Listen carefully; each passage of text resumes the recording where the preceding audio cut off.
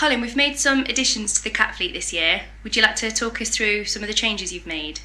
Yeah, certainly. That warrants a bit of explanation really. So first of all, the Subaru and the 350Z, I should pay homage to those cars. They've been with us for 6 and 7 years respectively, and clearly those cars have done a great job for us, and we continue to maintain them to a very high standard, but you just get to a point where you think it's time to refresh. So we've made some significant additions. So last year we bought a new Astra and Jaguar for generally the core skills work for Millbrook and also for driving on the public highway, which we do a lot of both. So those two cars fill a niche and they're doing that well. The Subaru had a roll cage, fire extinguisher system, etc., good power and handling, and we needed to replace that car with something that was equally as good, and we've gone for a Clio 200. That's had some significant investment in it, so new engine, new gearbox, roll cage, full harness belts, and really good dampers. So it's on AST dampers and good quality tyres. The brakes have been upgraded, so it's got track focused brakes, and that will allow us to give training to people that require grip limit, on limit, over limit, track focused training. It's also been to track days quite a few times actually in the last few months, so track day work is really busy and buoyant, and that car's filling a really good niche. So the rear roll cage, the harnesses, they're hands belts, so that allows us to wear hands device should we need to, and obviously we need a fire extinguisher to make sure we're safe when we're whizzing around the tracks at speed and satisfying that level of risk. So great car, and really enjoy driving it. I know customers do. They've been giving us lots of good positive feedback.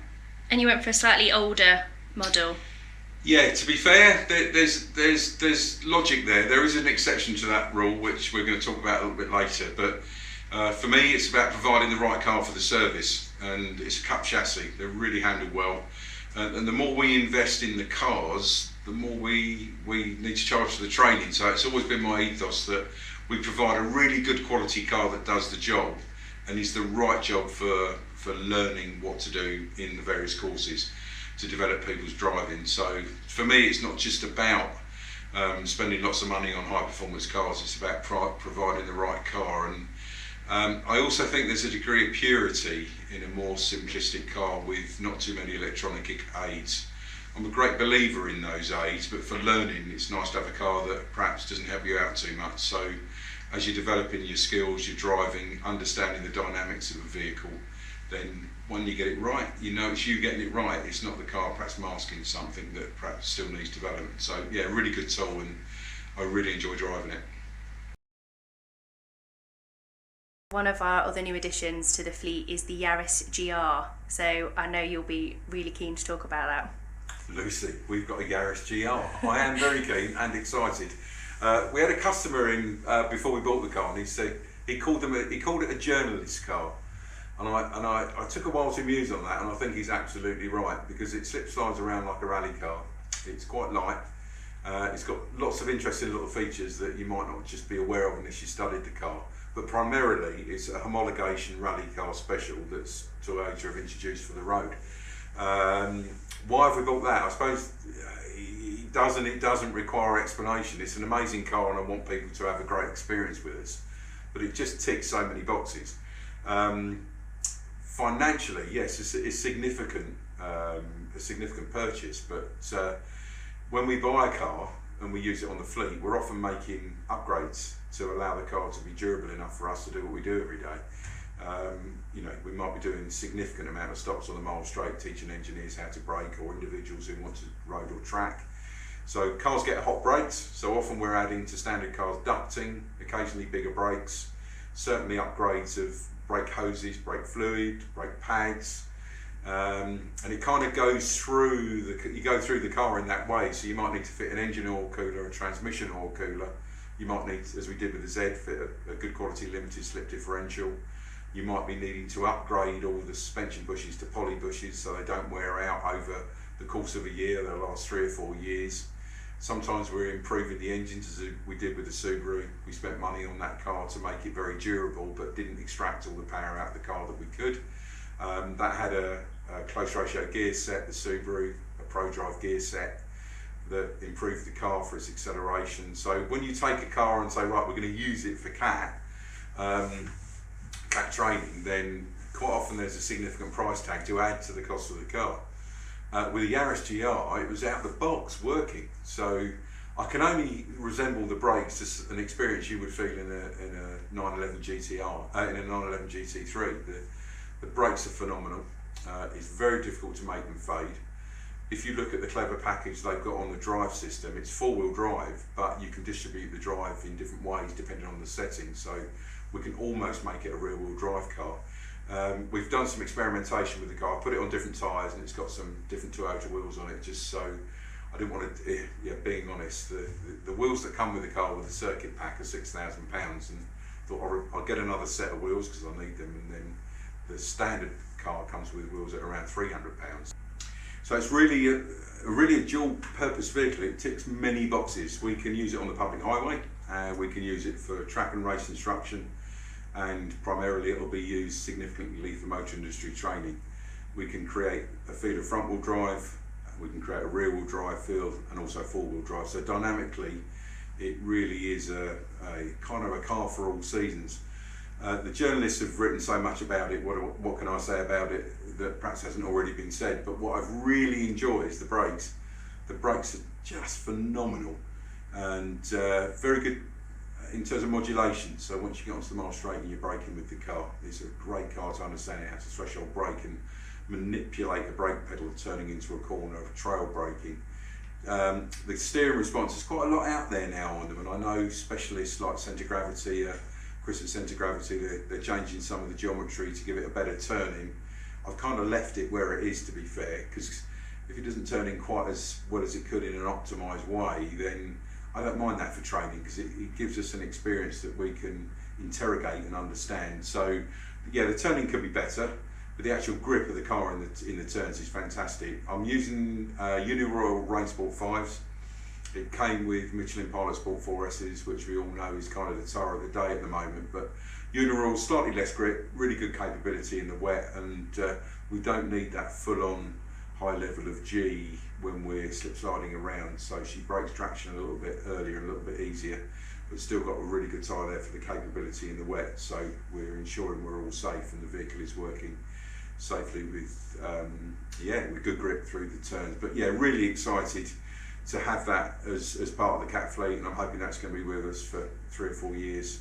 And 0 miles, so I've got plenty of mileage to put on it before she's worn out and needs work. I haven't modified it, I haven't modified the engine, I haven't modified the suspension, and the reason being I just want it to be covered under the warranty. And my final decision to buy that car was based on the fact that when you click on the Toyota website and go onto the Toyota Yaris section, it actually does stipulate on the Toyota website that if you use it for track days, it's still covered under the warranty. So I thought, well, if they've got the confidence to give you a warranty if you're track day driving with it, then that's got to be a durable car for us. So yeah, really excited. The pictures just bring it alive. Rich Pierce has been taking some pictures of our car, professional photography. You can find him on our website if you are interested in these services, and he's really made the car come alive and pop in the pictures. So yeah, I hope you enjoy looking at the pictures. You'll also see some pictures of that car around our buildings, because it's going to look great framed going sideways with the CAT logo on. So yeah, really excited and can't wait for you all to come and see it. So Colin, we always have a CATERHAM in the cat fleet, and I wondered if you could talk us through as to why that was. Yes, you'll see on the academy courses for road, track and race and for industry, we always have a CATERHAM for over grip limit courses. So if you want to learn skid control, if you want to learn over grip limit and grip limit skills for track and race, or you're looking to develop your skills on or over limit or at limit in the industry side of our offerings, then the CATERHAM is an ideal car. If you think about slip sliding around on a wetted or a dry surface, that puts significant duress on the suspension parts, the tyres, the transmission, so the cars get pretty tired pretty quick. The heavier the car, then the bigger the wear rates. So part of my enthusiasm for CATERHAM is that we can offer courses at a sensible price. Clearly there's a cost to the cars wearing out quickly, but in a CATERHAM, they're very durable, they're very light, and they tend not to wear out very quickly. We've put poly bushes on the suspension, which is a harder rubber bush that holds the suspension arms on, so they don't wear out as quickly. It's got a limited slip differential, it's got some additional cooling. and it's regularly maintained to ensure that it provides the right service and doesn't break down. The heavier the car, quite simply, the more it costs to run the car, the more you've got to charge for the courses. So that's the overall feel of why we do it. We also offer courses, as touched on, in the over grit limit side of driving and driver development. I'm a great believer in treating your car when you come for training as if it was my own, and I've spent years and years in engineering and developing vehicles, preparing vehicles for track and race. Once you start making a car work very hard, it can wear out very quickly, and sometimes that wear and tear can be masked. It might happen in 5,000-10,000 miles time. For example, when you do our over grit limit courses, our grip limit courses, our driver development for skid control, if we're more road focused in our driving, then you're going to find when you start to explore those skills, you might spin the car a few times, you might be very aggressive on the steering, you might overwork the car on its suspension and the car slides around aggressively.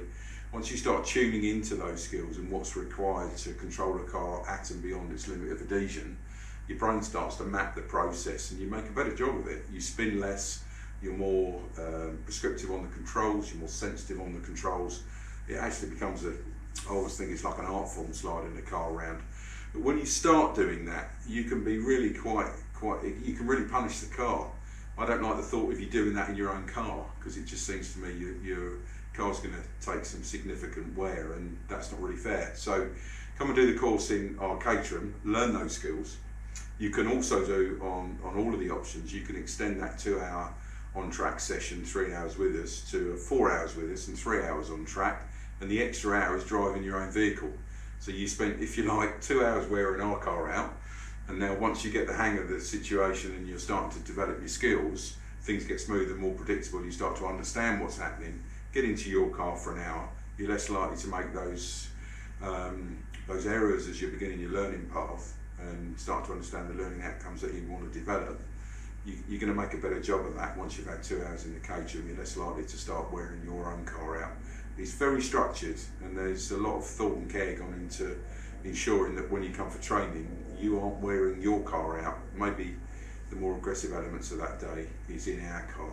A good way to safely enjoy yourself and not wear your car out.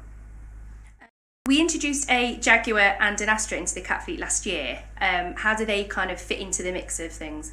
Okay, we do a significant amount of road work for the motor industry. People like to develop their own skills within Millbrook and may not want to use their own car. So primarily the Astra and the Jaguar are used for on-road training, driver development training. A big percentage of that is the motor industry. If people are looking to develop their core skills for road, race or track and coming on the proving ground, we can use those cars for those courses. The Astra is a 150 horsepower turbo and four-door. I was going to buy a Focus because I actually I think Fords are pretty good for this type of work, but the Astra's got a bit more legroom in the back and seems a bit more comfortable when you've got 3 people in the car, which we often have for the highway. And driving it on the proving ground, if you drive that car around the handling circuit, once we got it on the fleet and we started using it, it's a really good, dynamically good car. It handles very well. The ESP isn't too intrusive. It's there if you need it. We can turn it off. But the general handling feel of the car, it will trail brake and it does tip into the turn on the brake so that you can release a bit of grip from the rear tyres. So if you are starting to look at producing a quicker lap on the handling circuit or develop your skills towards the limit of adhesion, then it's a good platform. Very safe, very secure, and really covers a lot of boxes for us. The Jaguar is the same. That's now an automatic gearbox. With the higher level of hybrid electric autonomy training we're doing, we felt we needed a car with an automatic gearbox. That replicates now where a lot of modern vehicles are going by design and necessity. So automatic gearbox, 8-speed, 2-litre turbo, I think it's 197 horsepower, enough for what we need. And my general view is 200 horsepower is a good number. You don't really want 100 for training, 120, but if you start tipping over 200, that isn't always what's needed. Sometimes too much power can just mask the day when drivers perhaps drive a little too enthusiastically. So 200 horsepower, great number, allows us to accelerate down the mile straight at a good rate of knots to get plenty of stops in on the braking, and also allows us to drive around the handling circuit at a good pace.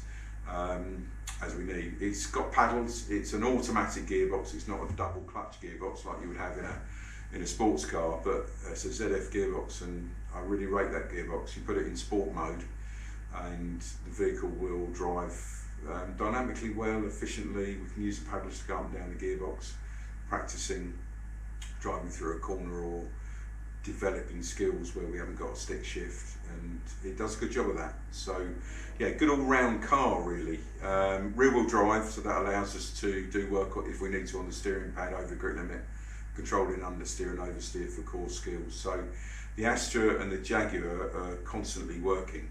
Probably the most used cars in the fleet, and yeah, good additions for us. I think they tick a lot of boxes. Why do we have a van in our fleet? That's a very good question. Yeah, we don't do track days in our van. What we do is industry training for those within the industry that require a vehicle with a higher centre of gravity that perhaps replicates a van that's being developed within the proving ground. What we're now seeing is, as electrification, electric vehicles becomes more prominent in the engineering world, then there are plenty of projects out there that are based around delivery vans, car-derived vans, small delivery vans. So we purchased that. That is my daily driver, just in case anyone's curious. People ask me, do I drive a Porsche? Do I drive a Ferrari to work? No, I drive my van. I've always got lots of chores to do, which includes taking tyres places, and I go to track days, I fill it up with all the tools, various equipment I need to get to do a track day safely. So dual purpose, but primarily it's here to provide a very valuable service to the motor industry.